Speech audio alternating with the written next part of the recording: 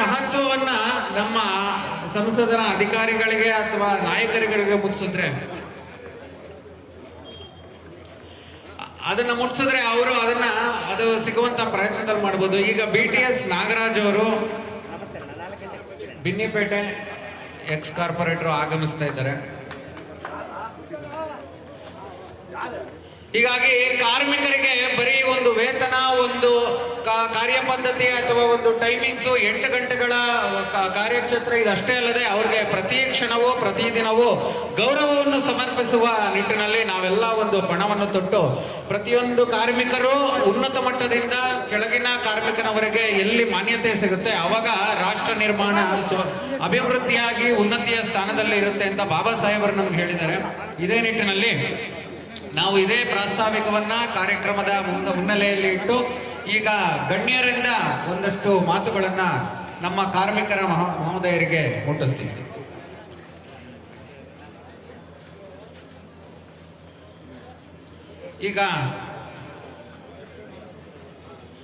ಈಗ ನಮ್ಮ ಗಾಂಧಿನಗರದ ವಿಧಾನಸಭಾ ಕ್ಷೇತ್ರದ ಕರುಣಾಕರ್ ಯಾದವ್ ಜಿ ಅವರು ನಮ್ಮ ಕಾರ್ಮಿಕರನ್ನ ಕುರಿತು ಒಂದೆರಡು ಮಾತುಗಳನ್ನು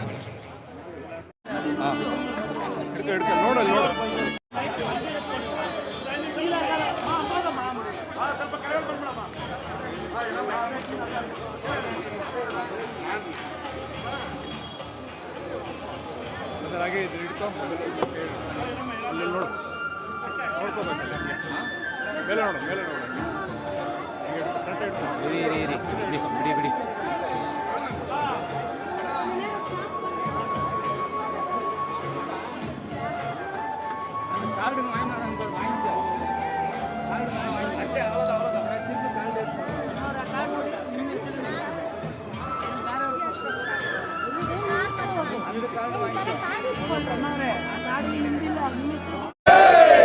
ಎಲ್ರಿಗೂ ನಮಸ್ಕಾರ. ಒಂದು ಸುಡ ಬಿಸಿಲಲ್ಲಿ ನೀವೆಲ್ಲರೂ ಕೂಡ ಈ ಕಾರ್ಯಕ್ರಮಕ್ಕೆ ಬಂದಿದ್ದೀರಾ. ನಾನು ಹೆಚ್ಚು ಸಮಯ ತಗೊಳ್ಳಿಕ್ಕೆ ಹೋಗೋದಿಲ್ಲ.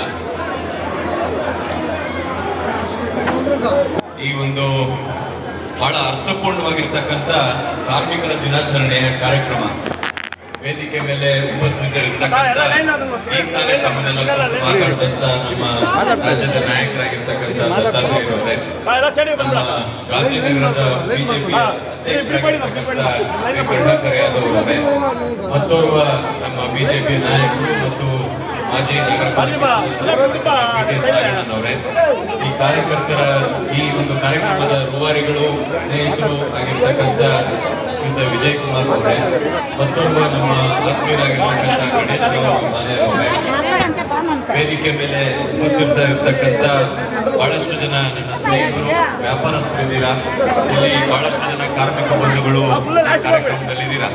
ಒಂದು 5 ನಿಮಿಷ ಇರೋಲ್ಲ, 5 ನಿಮಿಷ ಇರಿ,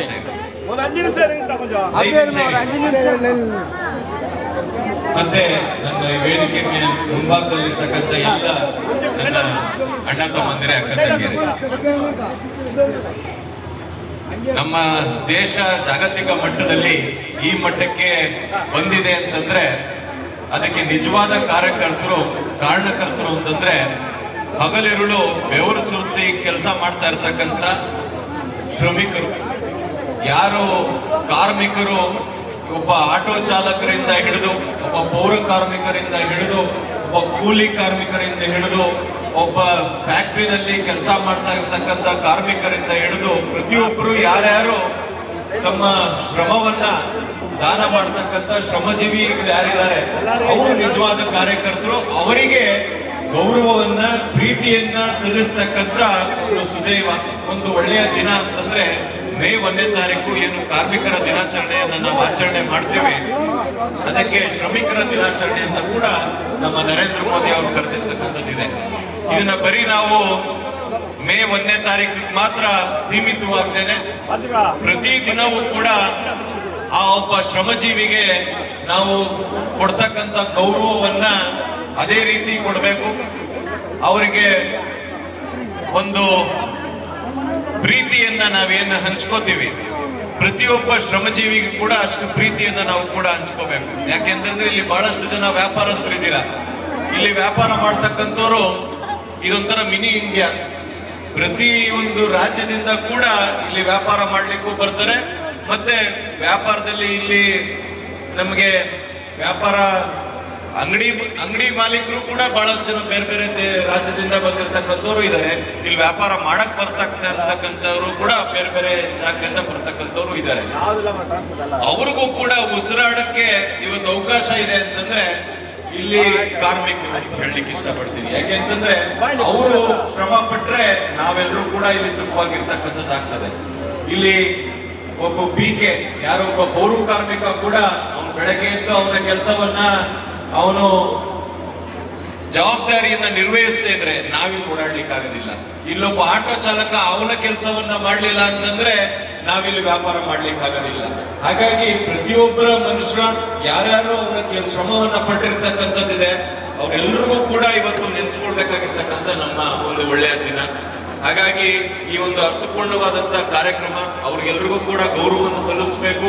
ಅವರಿಗೆ ಬೇರೆ ಬೇರೆ ರೀತಿಯಲ್ಲಿ ಅವರಿಗೆ ವಿಮೆ ಮಾಡ್ಕೊಡ್ತಕ್ಕಂಥ ಕೆಲಸವನ್ನ ಮತ್ತೆ ಅವರಿಗೆ ಸಹಾಯ ಮಾಡ್ತಕ್ಕಂಥ ಕೆಲಸವನ್ನ ಏನಿವತ್ತು ವಿಜಯ್ ಕುಮಾರ್ ಅವರು ಹಮ್ಮಿಕೊಂಡು ಇವತ್ತು ಕಾರ್ಯಕ್ರಮವನ್ನ ಆಯೋಜನೆ ಮಾಡಿರ್ತಕ್ಕಂಥದ್ದಿದೆ.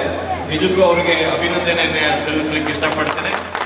ಇದೇ ರೀತಿ ಮುಂದಿನ ದಿನಗಳಲ್ಲೂ ಕೂಡ ನಾವು ಬಡವರ ಪರವಾಗಿ ಕೆಲಸವನ್ನ ಮಾಡಿ ನಿಮ್ಮ ಜೊತೆಗೆ ನಾನು ಕೂಡ ಯಾರಿಲ್ಲಿ ಶ್ರಮಿಕರಿದ್ದಾರೆ ಅವರ ಧ್ವನಿಯಾಗಿ ನಾನು ಕೂಡ ನಿಂತ್ಕೋತೀನಿ. ಅವರ ಕಷ್ಟ ಸುಖಗಳಲ್ಲಿ ನಾನು ಕೂಡ ಭಾಗಿಯಾಗ್ತೀನಿ.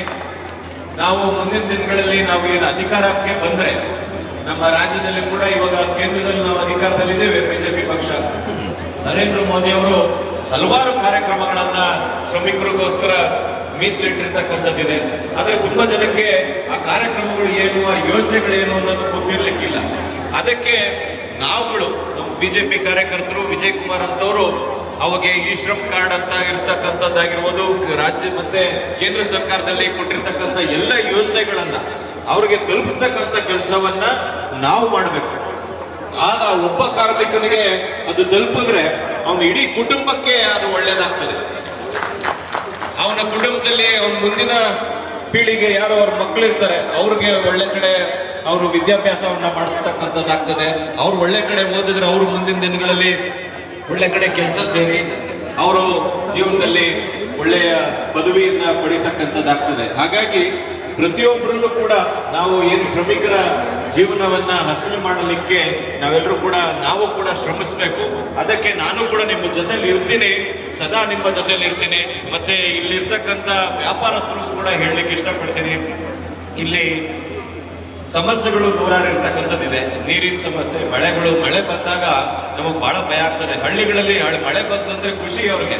ಯಾಕೆಂತಂದ್ರೆ ಅವ್ರ ಬೆಳೆಗೆ ಮಳೆ ಬಂತು ಅಂತೇಳಿ ಕೆರೆ ಕುಂಟೆ ತುಂಬಿತು ಅಂತಂದ್ರೆ ಅವ್ರಿಗೆ ಬಹಳ ಖುಷಿ ಆಗ್ತದೆ. ಆದ್ರೆ ಸಿಟಿಲಿ ನಮ್ಗೆ ಮಳೆ ಬಂತು ಅಂತಂದ್ರೆ ಭಯ ಆಗ್ತದೆ. ನಿನ್ನೆ ಬಂದಂತ ಮಳೆ ಏನಾಯ್ತು ಅಂತ ನಮ್ಗೆಲ್ಲರಿಗೂ ಗೊತ್ತಿದೆ. ಹಿಂದಿನ ಸರ್ಕಾರಗಳಲ್ಲಿ ನಾವೆಲ್ಲರೂ ಕೂಡ ಇದಕ್ಕೆ ಶ್ರಮಿಸ್ತಕ್ಕಂಥ ಕೆಲಸವನ್ನ ಮಾಡಿದ್ವಿ. ಆದ್ರೆ ಇಲ್ಲಿರ್ತಕ್ಕಂಥ ಶಾಸಕರು ನಿಮ್ಮ ಬಗ್ಗೆ ಯಾವ ರೀತಿ ಕಾಳಜಿ ಇಟ್ಕೊಂಡಿರ್ತಕ್ಕಂಥದ್ದನ್ನ ನಿಮ್ಮಲ್ಲಿರ್ತಕ್ಕಂಥ ರಸ್ತೆಗಳನ್ನು ನೋಡಿದ್ರೆ ಗೊತ್ತಾಗ್ತದೆ. ಅವರು ಯಾರು ಕೂಡ ನಿಮ್ಮ ಬಗ್ಗೆ ಒಂದು ಒಳ್ಳೆ ಅಭಿಪ್ರಾಯನ ಇಟ್ಕೊಂಡಿಲ್ಲ. ಬರೀ ತಾತ್ಸಾರ, ಯಾವಾಗ ಕೇಳಿದ್ರು ಮಾಡ್ತೀವಿ ಅಂತ ಹೇಳ್ತಾರೆ. ಎಲ್ಲಾ ರಸ್ತೆಗಳನ್ನು ಅಗದು ಬಿಟ್ಟಿರ್ತಕ್ಕಂಥದ್ದು, ಮೋರಿಗಳನ್ನ ಅಲ್ಲಿ ಹೂಳೆತ್ತಂಥದ್ದು ಕೂಡ ಹೂಳೆತ್ತೋದಿಲ್ಲ. ಹೂಳೆತ್ತದೆ ಇದ್ದಾಗ ಮಳೆ ಬಂದಾಗ ಮಳೆ ನೀರು ನುಗ್ಗುವಂಥದ್ದು, ಇವೆಲ್ಲ ಸಮಸ್ಯೆಗಳಿದೆ. ಇವೆಲ್ಲವಕ್ಕೂ ಪರಿಹಾರ ಅಂತಂದ್ರೆ ನಮ್ಮ ಪಕ್ಷ ಅಧಿಕಾರ ಬಂದ್ರೇನೆ ಅದಕ್ಕೆ ಪರಿಹಾರ. ನಮ್ಗೆ ಒಂದು ಅವಕಾಶ ಮಾಡಿಕೊಟ್ರೆ ನಾವು ನಿಮ್ಮೆಲ್ಲರ ಸಮಸ್ಯೆಗಳಿಗೆ ಒಂದು ಪರಿಹಾರವನ್ನ ಕಂಡುಕೊಳ್ಳೋಣ, ಒಂದು ಶಾಶ್ವತವಾದಂತ ಪರಿಹಾರವನ್ನ. ಅದರಲ್ಲೂ ಚಿಕ್ಕಪೇಟೆಯಲ್ಲಿ ಇರ್ತಕ್ಕಂಥ ಪ್ರತಿಯೊಬ್ಬರು ನಿವಾಸಿಗಳು ಮತ್ತೆ ವ್ಯಾಪಾರಸ್ಥರು ಎಲ್ರಿಗೂ ಕೂಡ ಒಳ್ಳೇದಾಗ್ತಕ್ಕಂಥ ಕೆಲಸವನ್ನು